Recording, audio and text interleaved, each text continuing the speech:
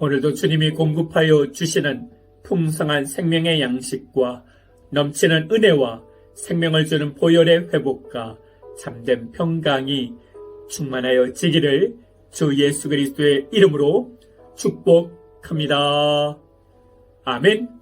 오늘 말씀은 출애굽기 8장 19절 말씀입니다. 요술사가 바로에게 말하되 이는 하나님의 권능이니라 하였으나 바로의 마음이 완악하게 되어 그들의 말을 듣지 아니하였으니 여호와의 말씀과 같더라. 아멘. 말로 하는 설교도 어렵고 힘이 듭니다. 그러나 더욱 힘든 것은 몸으로, 삶으로 설교하는 것입니다.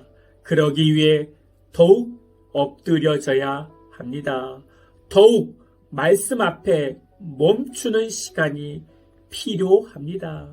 요즘 출애굽을 묵상하면서 제가 깨달은 것은 내가 모세가 아니라 내가 바로이구나 라는 깨달음입니다.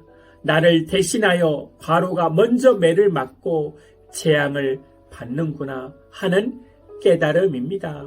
바로처럼 말뿐인 신앙생활에서 저와 여러분이 나오길 기도드립니다. 나의 왕자의 자리를 주님께 맡겨야 말뿐인 신앙생활에서 벗어날 수 있습니다. 세 번째 재앙은 이 재앙입니다. 이 재앙은 가라는 말씀도 없고 이렇게 하라는 말씀도 없습니다. 바로가 주님의 말씀을 거절하면 이렇게 하라는 말씀도 없습니다. 그냥 땅에 티끌을 치라는 말씀만 있습니다.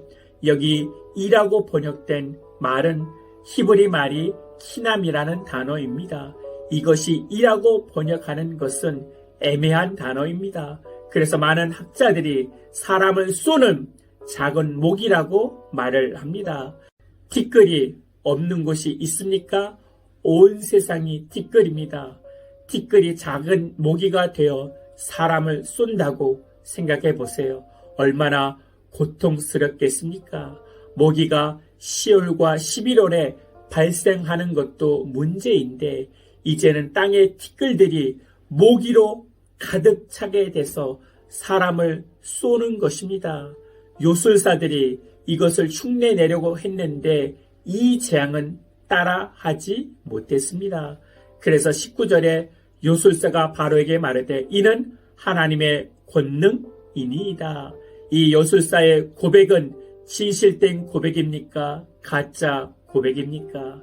요술사들의 관심사는 하나님의 파워입니까? 하나님과 인격적인 교제입니까?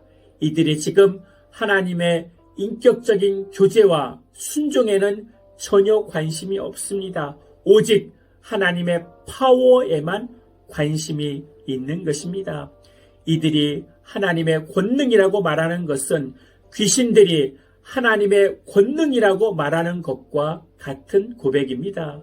예수님의 말씀처럼 그 고백의 말은 옳지만은 귀신들이 예수님 앞에 굴복하려고 따르려고 하는 존재들은 아닙니다.